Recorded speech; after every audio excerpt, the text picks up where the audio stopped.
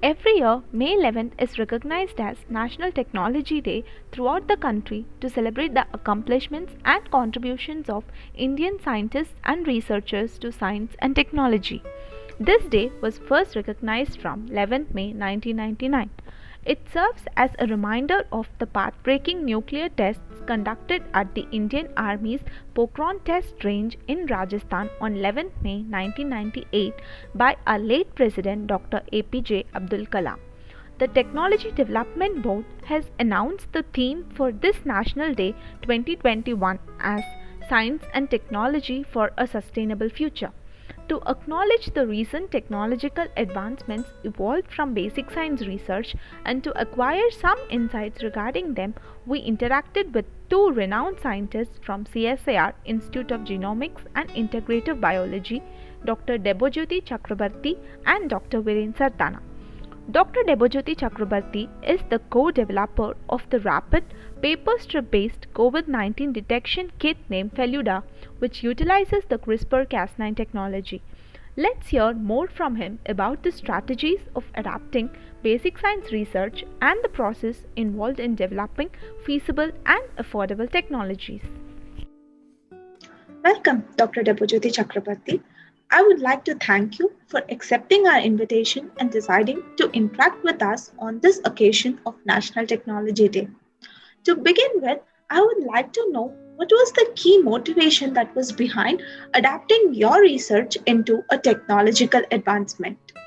So the motivation for us at least is the fact that we have witnessed at very close quarters how diagnostics, which is cheap, affordable, and reliable, is useful in in basically tackling societal problems. And I think it in our case the Feluda technology was initially aimed at trying to detect the sickle cell anemia mutation in patients.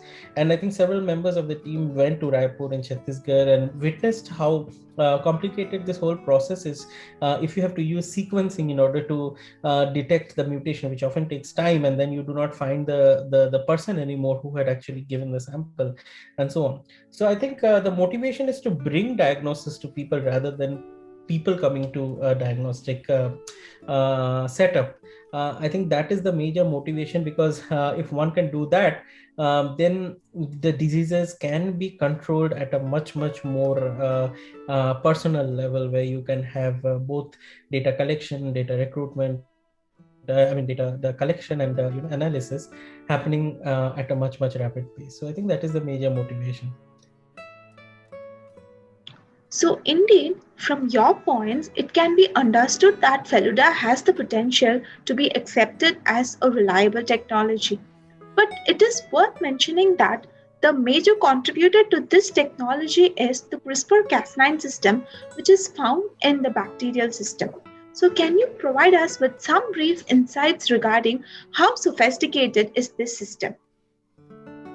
It turned out that they indeed have a very sophisticated system of remembering when they are attacked by their predators, which are viruses or bacteriophages, and they keep information from the viral DNA within their own genome. And this is because they want to keep it as a memory of the sequence that had come in at an earlier point of time. And later on, when the same virus attacks the bacteria again, it makes an RNA from that DNA and then complexes itself with that RNA complexes with the protein, and then it goes and identifies the virus, which actually harbored that piece of sequence in the last attack. And then once it identifies it accurately, it chops the virus DNA into pieces. It's extremely sophisticated, imagining that it has to make sure that this discrimination of the virus versus the bacterial own DNA has to be done, and what are the complexities associated in doing that. That makes CRISPR a very important feature of bacterial immunity. And of course, then scientists realize that you can use this whole complex to go and specifically target a piece of DNA. And once you target a piece of DNA, you can actually make a double-stranded break on the DNA.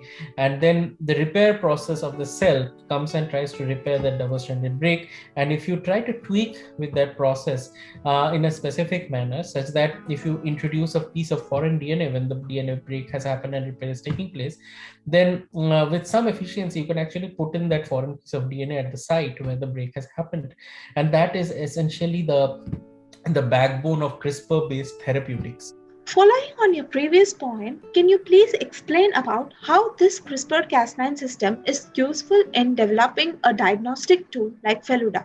What we and several others have done is actually try to take advantage of the fact that you can specifically use CRISPR to identify sequences, DNA sequences, RNA sequences, and we have used this for identifying the sequence of, let's say, sickle cell anemia or COVID-19 in case of Feluda.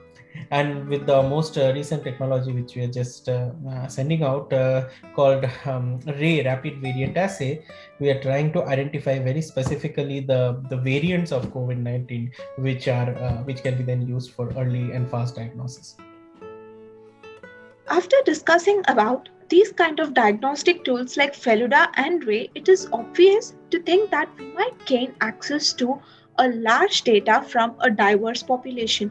Can you comment on what is the importance of this data in driving a biological phenomena derived conclusion? Of course, data is the most important thing in the current scenario. A person who has access to more data, or a person who has access to more diverse data, is able to make choices much more robustly as well as more accurately. And that is also true during the current pandemic as well. The more data that you have through sequencing efforts, through lineages and viral evolution and so on, the better your vaccines are going to be, the better your diagnostics are going to be, and so on. So yes, definitely, the more and more data that we generate, we are living, in an era where data is everything, essentially, whether it is just biology or any other field, let's say. So yes, that is true that it really is driving any kind of biological phenomena and our response to it. In that case, data obtained from biological systems are highly variable. So, what is your opinion on incorporating these biological parameters in developing a diagnostic tool like Feluda? Yeah, that's a very good question, actually. So the concept of error has to be understood very accurately in order to make a system much more precise. And if one is able to identify what are the sources of error in a system, then the system becomes more and more perfect, as one might say. But it is never possible to have an absolutely perfect machine or a perfect biological system or an assay or a therapy or whatever it is. All our systems or our biological systems, we know only a very fraction about how they function. And particularly when you talk about therapy for interventions, we know so little about how our body functions, and then comes in the complexity of every individual with their own genetic makeup and so on.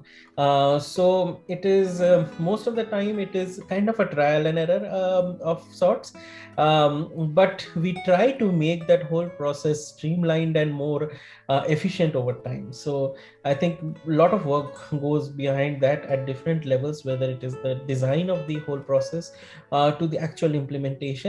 And as more and more people talk within this whole process, which is basically the discoverer or the inventor to the person who is actually implementing it at the level of the final intervention, this can get better and better.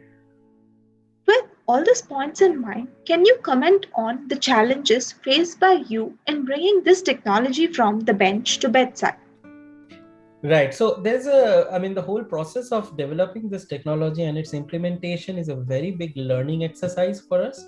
And one has to remember that, every technology, once it goes from an idea to an implementation, under normal conditions, that takes a long period of time. And that's why you have drugs or assays which coming out of labs getting commercialized in maybe years or so. The COVID-19 pandemic gave an opportunity where you can actually kind of fast track this whole process, but that also means that you need to work maybe 3 times 4 times higher, or with you need to really push the whole process so that these timelines can be met. And in that scenario, some of the things or the key challenges are to get, of course, the continuous supply of reagents and logistics during a pandemic. That has been one of the lessons learned.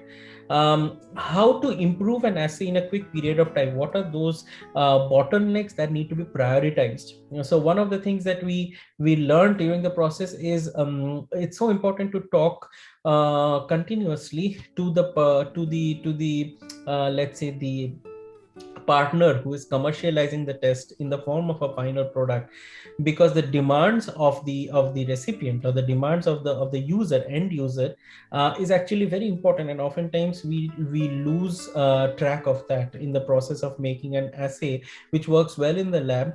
But how do we get it to work on the field? What is the type of user who is going to use that assay, and what is the most efficient way where you can help in coming into that format?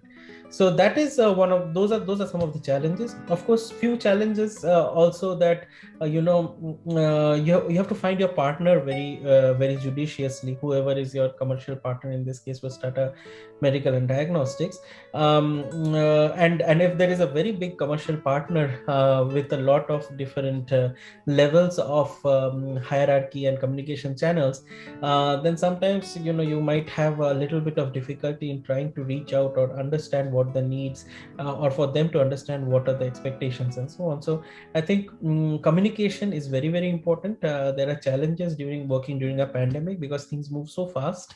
But yes, these are some of the things that we have learned, and we are still learning and trying to understand what are better ways of doing that. Okay. In respect to India, so I think it depends upon the technology and the application. I mean, there are a lot of very nice technologies that have come out and reached the clinic. I think IGIB has also made the ventilators in collaboration with NAL, and and also there are technologies from IITs that have come and helped people during the pandemic. So it's a mixture of different kinds. Of course, working during a pandemic at full pace is difficult, and that is the major challenge. If you have your team or your lab going down due to COVID, then there are breaks when you do not want to have a break in a process, for example, and those are some of the challenges. And most importantly, like I said, that your final technology should be affordable, it should be easily doable, it should be something that is reliable and accurate at the same time, and those are lot of points to tick. And I think those are probably some of the challenges. We are still overcoming some of them. We have not overcome most of them, because we also oftentimes face a lot of administrative hurdles, as one might imagine. And overcoming these hurdles also is very important for taking a long-term look at how we can implement these technologies in the field. There are a lot of technologies which are gaining attention nowadays.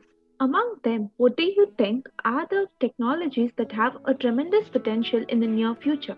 Yeah, I mean, I do have a soft corner for CRISPR, I think, because it's quite remarkable, the number of things that it can do beyond genome editing. So I feel definitely it has, I mean, it's needless to say how impactful this particular technology is. The other important technology that I feel has really been, I feel that there's a huge future for it, is of course organoid technology, which is essentially growing mini organs, trying to recapitulate how organ development takes place on a dish, on a petri plate, or on microfluidic devices, and so on. I think it's a huge field. There would be a lot of development in the coming years, and particularly in the case of finding personalized drug candidates, because you can actually grow organoids from induced pluripotent stem cells that come from patients, and therefore you can have personalized drug choices and so on. So I feel that would be one of my favorite technologies, in addition to CRISPR, of course. With that, we are nearing the end of our discussion. Thank you, sir, for your wonderful insights. It's been a privilege talking to you and looking forward to more such phenomenal discoveries in the future. Thank you. Thank you.